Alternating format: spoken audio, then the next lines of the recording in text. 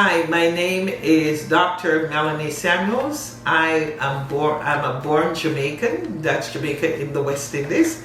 I have been in this country for approximately 40 years, and it's a pleasure working in New York City and working for the Campaign Against Hunger as the CEO and founder. The Campaign Against Hunger, what can I tell you, it's my baby.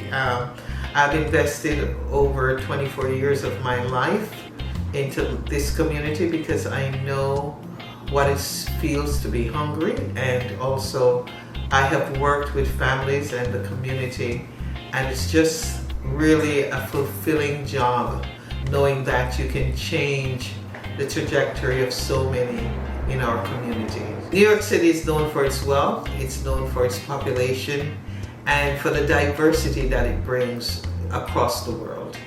And it's unbelievable to think of hunger in a city so powerful, so grand, but it's here. Hunger is visible to those that will look. It's here, and of course it needs a lot of attention. And especially where food insecurity is concerned, the Campaign Against Hunger, which started in 1998, has served the community and have made tremendous strides in order to help families to get food on their tables. Not just food, but other resources, related resources, and to empower families. The first thought, honest thought that I had when we recognized that we were literally in a pandemic. You heard about it months prior. We heard that we heard so many rumors, but never thought it would come to our doorsteps. The first thing happened, my thought was, what are we going to do? And what are we going to do with the families? Never thought about closing, never thought about not serving. I was just worried about resources, and that was my first thought. How are we going to pull through, and what can we do to ensure that families will be fed? I'll never forget, March 2020. But by April 2020, the Campaign Against Hunger had immediately moved into a pro bono warehouse space, 11,000 square feet, donated to us by Broadway Stages, and we appreciate Broadway Stages. If they're in the room, I just want to give them a shout out. Broadway Stages did a tremendous job in helping us to reach the needs of families. What it meant to us by changing the way we approach hunger was that we built a new model. We were able to get families food at adequate speed, and we were able to also keep social distancing and get PPE to everyone that needed it. So we knew that what we had started in 2020 was the way that the city itself needed to approach hunger. Since the pandemic, the Campaign Against Hunger have grown exponentially. We have changed where staff is concerned. We have increased our staffing for about over 150%. When it comes to distribution of food, where we would distribute 3 million meals per year, we're doing approximately 35 million meals, exactly 35 million meals per year. We're serving now 14,000 families, head of household, every week, which is really a massive change. And an organization that originally started out with a 2,000 square feet storage space is now manning over approximately 30,000 square feet of warehouse space between Brooklyn and Queens. So our impact is great, changes are wonderful, and of course very challenging in so many ways, but this is a new way that we have gone, and we are excited to know that we can impact so many at such a short time. TCAH is important to the foundation of food insecurity in New York City and beyond because family needs us, right? Family are hungry. Let's face the facts. It's not a myth.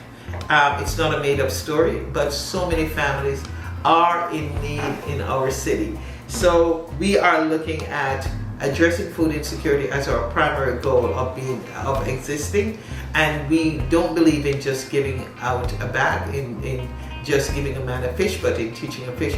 We believe in empowerment. We're looking at the foundation of workforce program, farming as one of the education, and of course healthier food choices. If I had one wish for TCAH that was not a donation, it would be to see crime in our city declined on a massive way.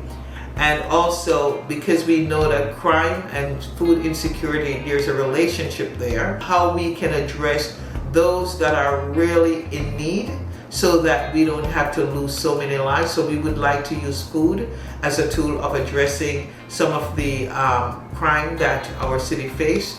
And that's what it is. And to work with far more government partners that and agencies in our area to help us fight crime, not only crime but poverty on a whole, because we believe that a lot of this with gangs initiation, youths getting involved in gangs, and youths are one of the main ones that are out there just insecure. We want to secure them, and so TCAH wants to make sure that her arms are open to receive anyone that needs any of our services. In 2020, TCAH accomplished a model that was never tried in New York City.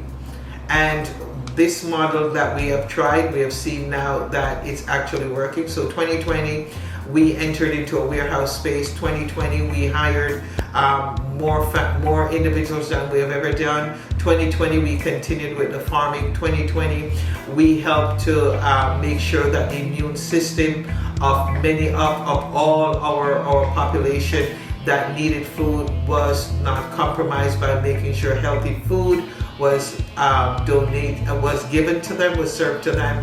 In 2020, we made sure not only children that were out of school were able to get adequate and healthy food through a lot of support from the Hayden family.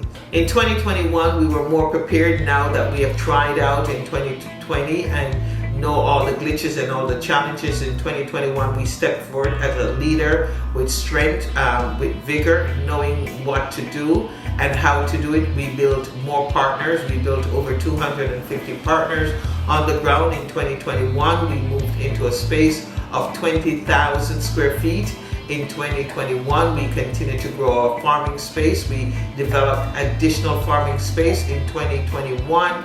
Again, we begin to do far more training, bringing far new talents into the workplace. In 2021, we bought trucks and increased our fleet. In 2021, we vigorously continue to serve 2,000 meals to veterans every week. In 2021, we were bold, strong, and ready to work. In 2022, we are braver, stronger. We step out believing that we will be able to get the first of its kind ecosystem food hub. That's our desire.